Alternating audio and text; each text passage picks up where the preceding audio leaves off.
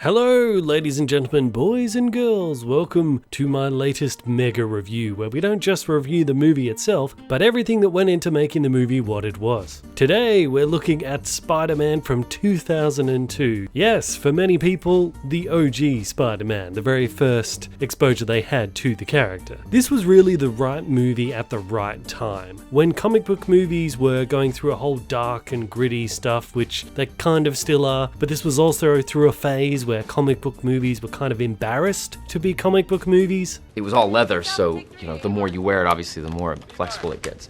But we had to do you remember the scene in the movie where we approached the Statue of Liberty at the end and we had to kind of hop over the seawall? And they rolled camera, and it was the first time all of us were in our suits, and none of us could get over this wall. I could hop over like this, but I can't promise you I'll land every time.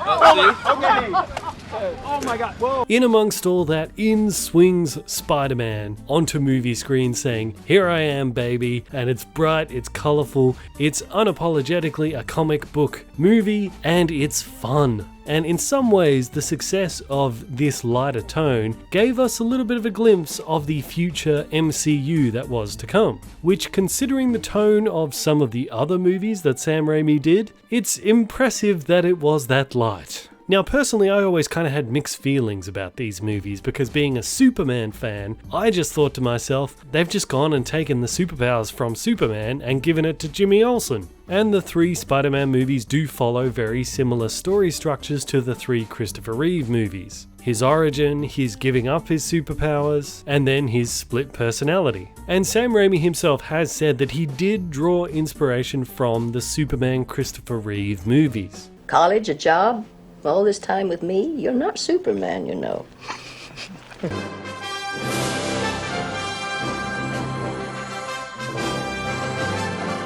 But that's okay, because comics have always drawn inspiration from each other, and the same can be said for movies. They're constantly drawing inspiration from each other, so it's okay. I was looking for an idea for a new superhero, and I was sitting at my desk and I saw a fly crawling on the roof. And one of the things you always look for is, what new power can I come up with? And I said, gee, wouldn't it be something to have a hero who could crawl on walls? But the next thing I needed was a name for him. So I thought, Fly Man? It didn't seem to have sex appeal. Mosquito Man? Nah. Insect Man? Ooh. And then I went down the list, and then I came to Spider-Man, and somehow that sounded dramatic and scary. Spider-Man.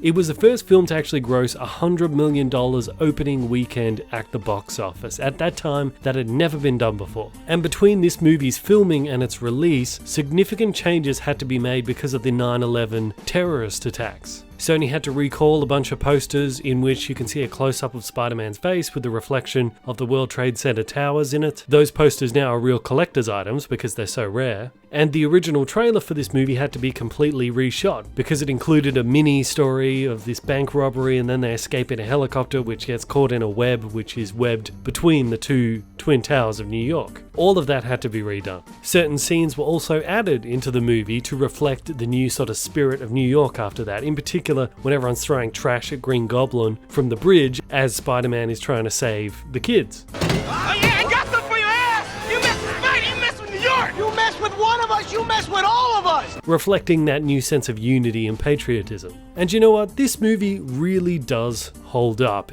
It does make a solid, if at times admittedly cheesy, movie. Spider-Man does whatever a spider can.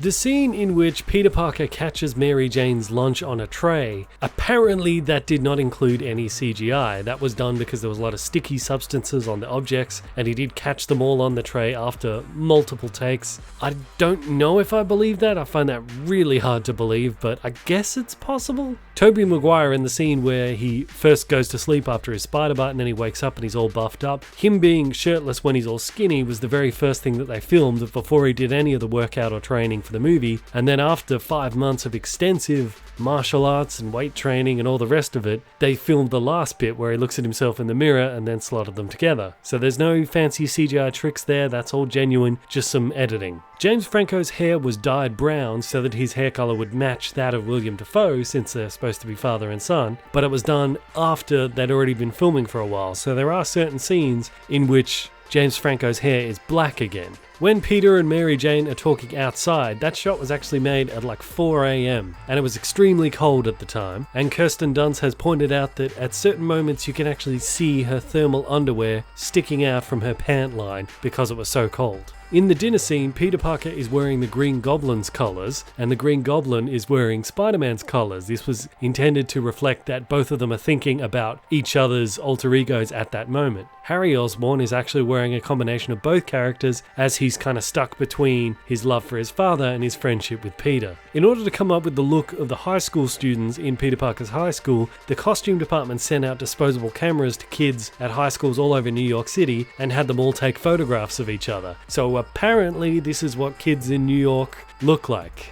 Really? That's what they wear? Early on in the filming, James Franco made fun of Tobey Maguire's frog-like features on the set, and apparently Tobey Maguire did not like this very much. He didn't like being compared to a frog, and this created friction between the two actors that lasted for a really long time, built into a rivalry which has been admitted was a problem throughout the franchise. There's one scene where Peter Parker actually mentions being fired from a job by Dr. Kurt Connors. Dr. Connors doesn't appear until the second movie, where no mention of Peter ever having met him before takes place. I was late for work and Dr. Connors fired me. You were late again? When Uncle Ben tells Peter his famous words, "With great power comes great responsibility," that well-known and often quoted line, in comic book form originally was actually a narrative caption. It was only later when they redid the origin that they actually gave those words to Uncle Ben. So last week you guys voted between two different videos, and I said if the vote is really close, I will end up doing both videos because they're both popular videos. Well, the vote was close, so next week I will do the other one. I will do Flash, How to Do It. So a How to Do It of the upcoming Flash movie for the new DCU thing coming out. So that'll be out next Friday. Okay, back to it.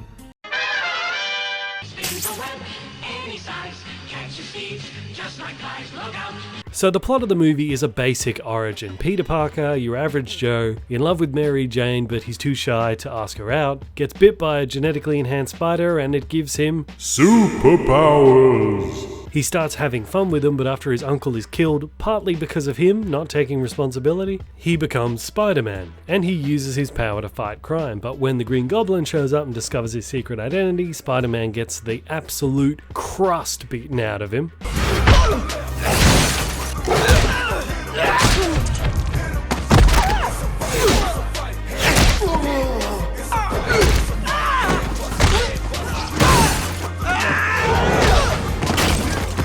And then Goblin impales himself on his own glider. Oh.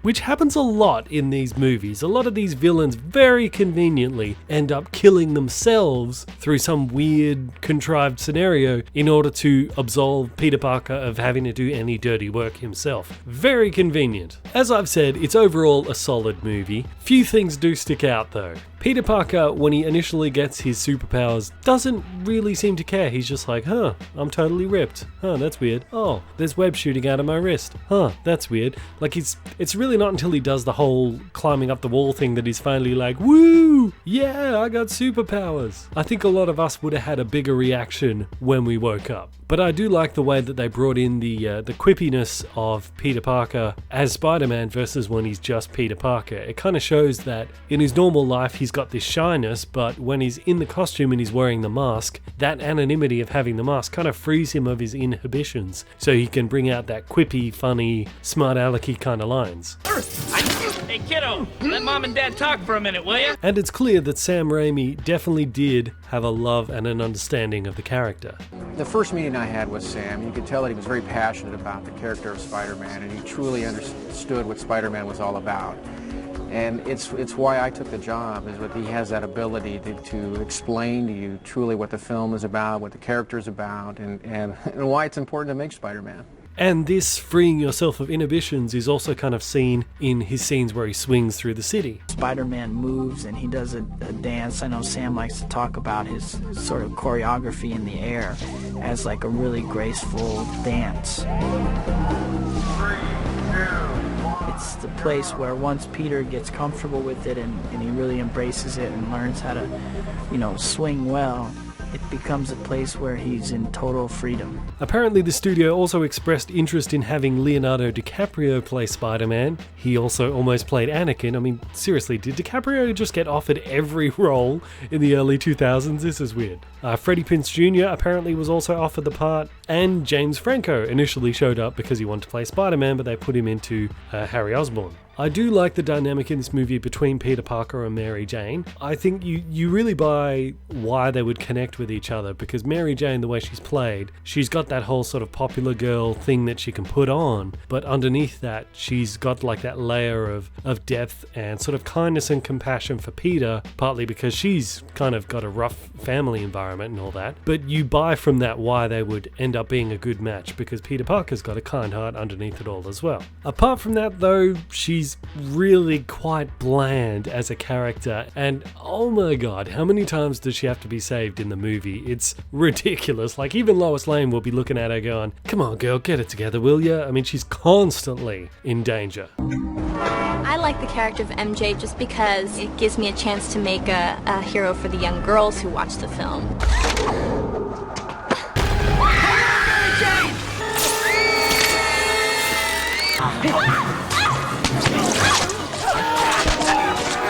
Shoot!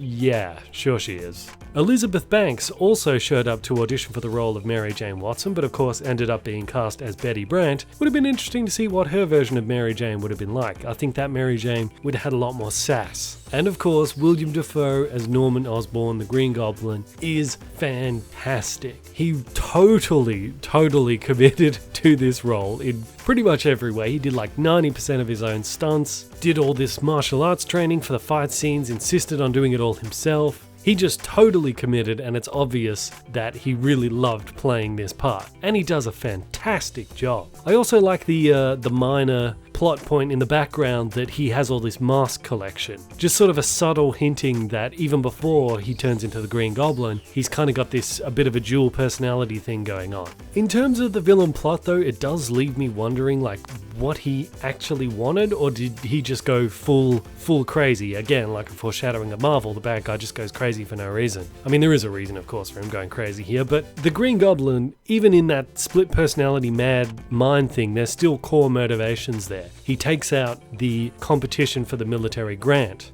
But once he does that and takes out that competition, he's got the company back to where he wants it to be. And then when the board says they're going to throw him out and he kills all of the board members, he now owns all of the company. So he's kind of got everything he wants at that point. And it's only from that point on that he becomes like obsessed with Spider-Man, even though I don't know why he should really care. I guess it's better they just leave his motivation from that point on unexplained rather than giving him some dumb thing of like shooting gas over the city like Amazing Spider-Man did. But this isn't like a big deal or anything in the story, but I've noticed there's like a couple of issues with this story, but they do like a sleight of hand kind of thing with the plot where you almost don't notice. Like when he does kill all the other board members, he almost kills Harry. I mean, even the Goblin still had some love and care and concern for Harry, like no matter what. Like that was kind of the only thing that sort of really struck through even when he was in his Goblin sort of mentality. So I don't know why even as Goblin he would put his own son in jeopardy in that moment, but sleight of hand, you kind of don't notice at the time. Also, where did Spider-Man get his fancy new suit from? Because like we see he's got the wrestling suit and then there's a montage and then all of a sudden he's got the fancy suit. Where did it come from? I don't know, but weirdly you don't notice. Also, it's kind of weird that after Spider-Man does come out in the open and he's in all these newspapers and everyone's talking about him in the city, that no one in the high school that Peter Parker goes to remembers that he shot webs from his wrist and that he displayed superhuman strength. Like nobody remembers that and puts two and two together? Whatever, again, sleight of hand. It doesn't seem to matter as you're watching it. And I suppose in a way that's good storytelling, isn't it? Because there's always going to be certain plot holes with comic book stuff, but if they put the story together well enough, you don't notice it, or if you do notice it, it doesn't doesn't matter. Ultimately, I think the 2002 Spider-Man was lightning in a bottle, without a doubt. All of the pieces just came together really well, and it created an entire new generation of Spidey fans. And even to this day, the shadow of Tobey Maguire as Spider-Man still lurks over the whole brand, either for better or for worse. So there is absolutely no doubt that this movie made a massive impact on the comic book genre as a whole, and has affected the genre as a whole and changed the direction of many different characters in the future. And we're still feeling the effects of it today. And granted, yes, the story does tend to repeat itself over and over in the sequels, but in terms of just this movie, it's solid, and I say thank you, Sam Raimi. Even though I'm not particularly a massive Spider-Man fan, thank you for the contribution you made to the genre with this movie. So I hope you enjoyed this, guys. If you want to check out more mega reviews from me, click on any of the cards you see right here, and until next time, I will see you guys in the comments.